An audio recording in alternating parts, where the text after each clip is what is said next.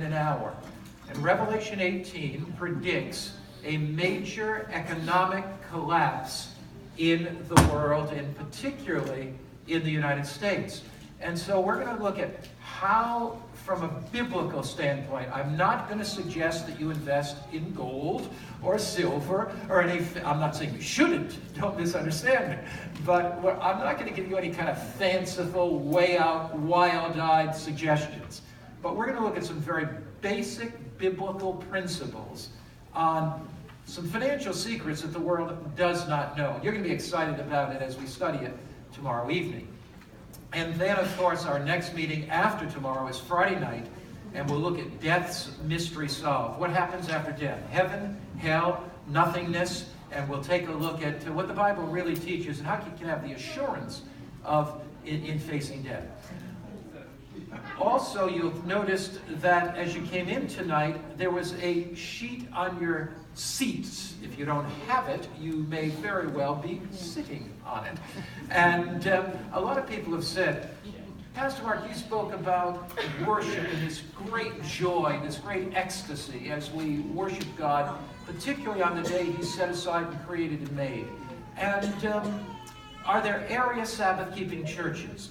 And there are two English-speaking Sabbath-keeping churches that I know of. One's called the Living Hope Community Church, and the other is called the Manassas Adventist Church. And I'll be speaking there. Pastor Randy, Pastor Bob will be speaking there. We've given you a schedule. I know that they would welcome you if you wanted to drop in at any time. So just take that, and it's yours, since many people are wondering and asking us about it. Tonight, my wife's going to speak about lifestyle, how a change in your lifestyle can enhance your life, and how a change in your lifestyle can make a dramatic difference in your life. Well, good evening. Good evening. Welcome again to what? Secrets to Wellness. Our Secrets to Wellness actually will help you to live longer, healthier, and happier. So how many want to live longer, healthier, and happier? Yes, we all do, don't we? And so we've gone over those 8 simple principles that work anywhere in the world. And it actually, in English, spells wellness. And so we started with water. How many of you are drinking your water? At least, good, look at all of you. You're drinking, how many are at least drinking more water than you did before? We had the lecture, well, good. And then how many are exercising? Well, I know that some people have even bought jump ropes since the last time I was here and did the one on exercise. And then we did love. Did you get some hugs tonight? That's so important to have that as well. And tonight is lifestyle. Lifestyle, a healthy lifestyle necessitates healthy choices. You remember that we have the choice. Genetics is 25% out of the 75%, out of the 100%, and 75% is our lifestyle choices. But we can also have an unhealthy lifestyle when we have poor choices. So an unhealthy lifestyle actually is often the result of poor choices. So we want to make good choices, don't we? Yes. We want to make good choices, not poor choices. Well, we learned that wellness is the whole being.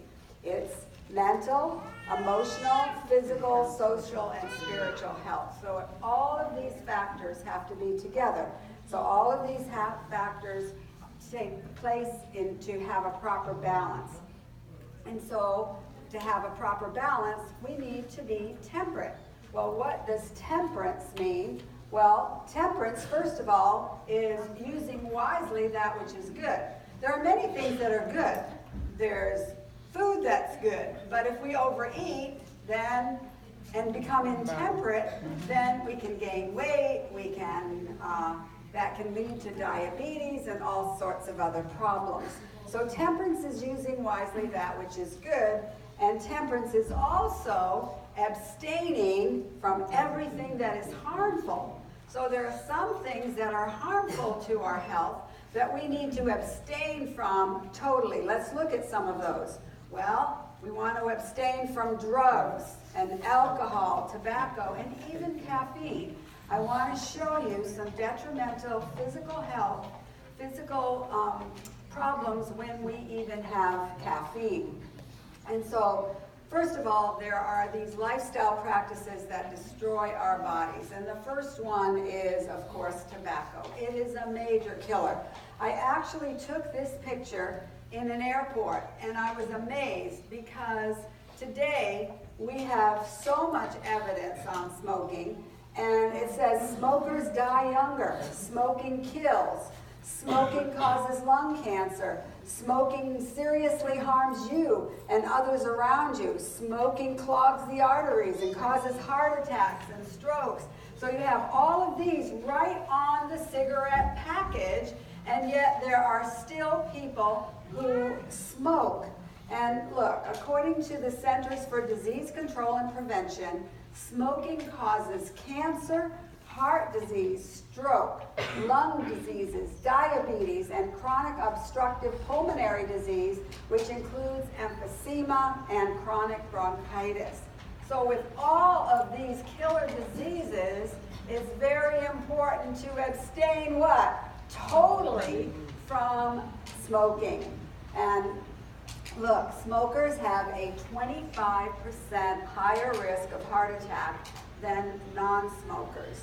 In addition to that, you see the nicotine causes the arteries to shrink. So when they shrink, this is what happens. When the arteries get smaller and smaller, then you get the clots that cause in the blood vessels, so it can't get through. The blood can't get through because it gets smaller and smaller, and then a stroke or a heart attack happens, and that's why many, many people just die suddenly.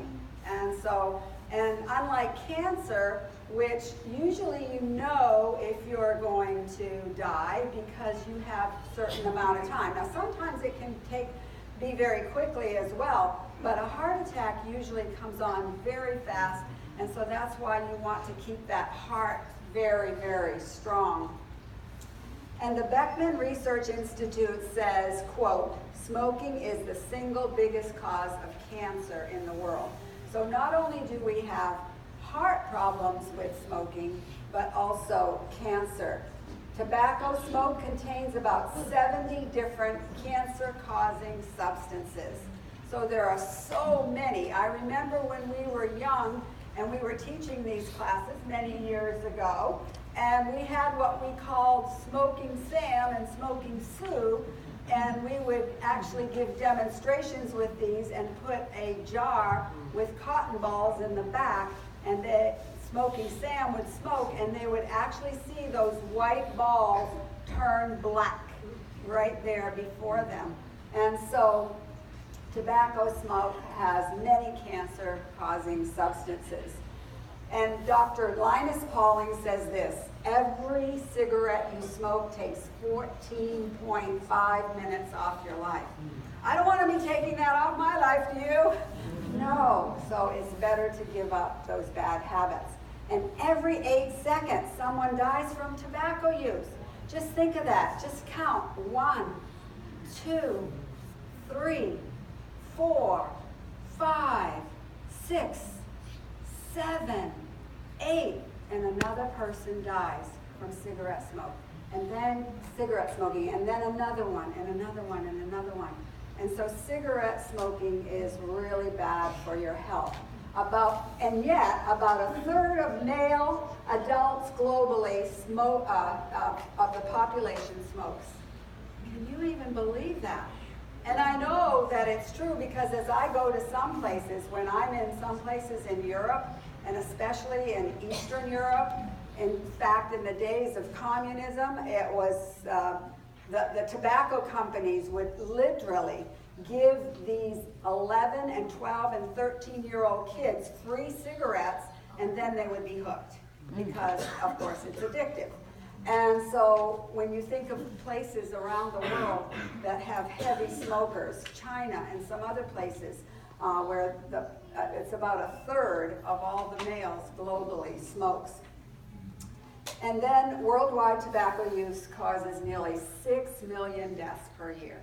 That is way too many deaths. from cigarette smoking, and current trends show that tobacco use will cause more than 8 million deaths annually by 2030. Absolutely staggering when you look at these figures. And this is what's so sad, my friends. Each day, more than 3,200 people younger than 18 years of age smoke their first cigarette. Before they even know how to hold it, they are given cigarettes. And we have seen young children, we have actually seen young children smoking. It is so, so sad. And yet, from the Centers for Disease Control and Prevention, the CDC, it says that smoking is the leading cause of preventable deaths. It's a preventable thing if we just give it up. So make a clean break. If there's anyone here that is smoking, you can do it because God will help you. And look at the good news. The good news is this: your lungs actually improve. We are so marvelously and wonderfully made by our Creator that we can actually improve on our health when we give up these bad habits. And you actually will reduce your risk of cancer. That will decrease. Your risk of heart disease will decrease. Your risk of premature death decreases. So if you want to live longer, then cigarette smoking has to be completely given up. And then your energy and endurance will improve, and your entire health will improve. And you know what? Even the food tastes better. The food tastes better because you don't really taste those good flavors when you are smoking. So there's good news, and quitters always win, my friends. Quitters always win, and by the grace of God, you can win too. If some of you are smoking, we're happy to help you as much as we can. But there's other habits that are health destroying as well. But yet Satan deceives millions of even Christians into thinking it doesn't make any difference how they treat their bodies as long as their hearts are right with God. But it does make a difference. It makes a difference for you because you can live longer, and it makes a difference to God as well. And so there's another habit that is health destroying, and that is alcohol. Alcohol is deceptive. It's addictive. It even destroys brain cells. It dramatically affects our ability to even reason. It affects conscience, reason, and judgment, which is in the forebrain. Alcohol destroys the brain, and unfortunately, when people are drinking excessive alcohol, those brain cells cannot be built back. And so we can build brain cells. We can actually